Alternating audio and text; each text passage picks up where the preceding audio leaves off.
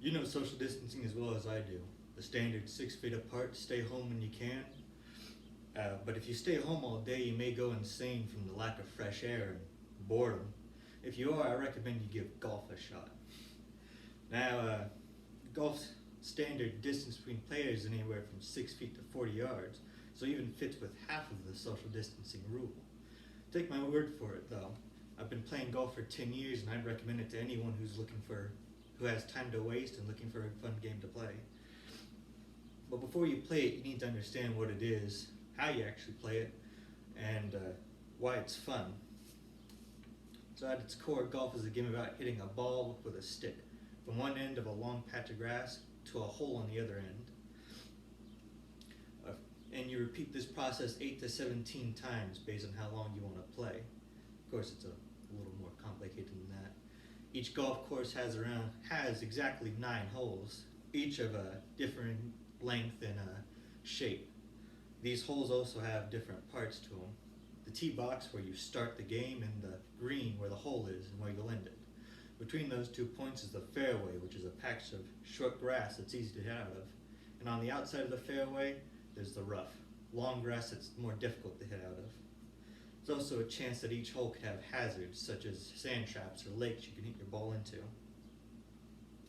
You also have different kind of sticks for different situations. You can carry up to 14 of them usually, and they all do different things, hit different distances, and perfect for different placements. Of course, now that you know some of the moving parts, it's good to know how they all come together. And for that, we'll just run through a very simple hole design. First, you show up at the tee box. At the tee box, you'll take a tee, a long stick. You'll put your ball into it and you'll dig it into the ground. This lets your ball get more air. You can only tee up a ball at the tee box. At the tee box, you're more than likely going to use one of your first ever clubs, the driver. This can hit the ball the farthest and is by far your strongest club, although you can only hit it efficiently if the ball is teed up. Now to swing a club, the first thing to get right is your grip. So first, you'll take your dominant hand, I'm a righty myself, you'll put it on the club and you'll wrap it around. You'll stick out your pinky finger and wrap your other index finger around it.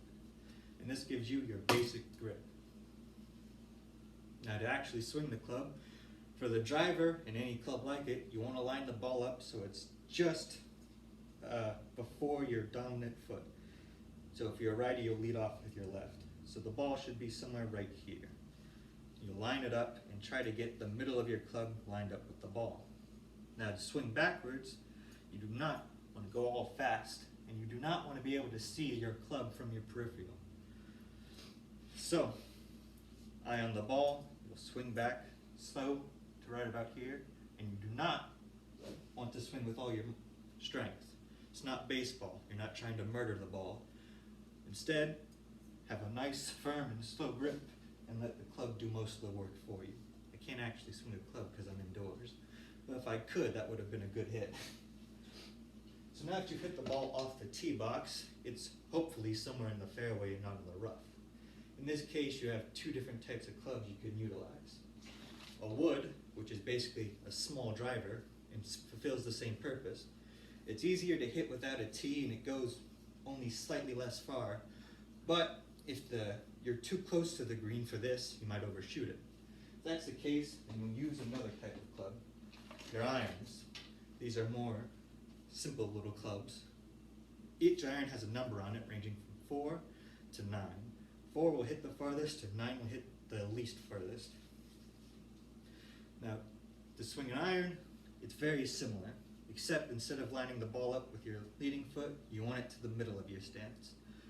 And based on your distance, you may or may not want to go full swing. A half swing may be better. So at this point, you're either on the green or next to it. If you're close to the green, you'll want to use a pitching wedge. It's similar to an iron, except for this one, you definitely do not want a full swing. These clubs are designed so it hits the ball straight up instead of straight forward. This lets the ball hit the green flat and not roll around as much. For these clubs, it's the same thing as before, lining up in the middle and take a nice, gentle swing. Always keep your eye on the ball and you'll be fine. Now, if you've either chipped onto the green using a chipping wedge, or you're already landed on the green, you'll use your putter. This is the club in which you'll use to putt the ball. This is the only club you're allowed to use on the green. Anything else will tear up the green. For this club, you do not want to take full swings. This club utilizes small, gentle swings. Even a swing like this can cause the ball to go 10 yards in any direction. On the green, it's important to understand slope. If the green's sloped this way and the hole is on the other side, you want to aim to the right of the hole. So that way, when the ball hits the slope, it'll curve back leftwards. So you've got the basic concepts down, you understand generally how to swing a ball. When do you use such clubs is something you're going to have to figure out on your own based on how far you can hit the ball and which clubs you're comfortable with using. But why even play the game? Is it something you'll enjoy? To understand that, you need to understand why do people play the game? And it appeals to different people. The hitters are just people who want to see how far they can hit the ball.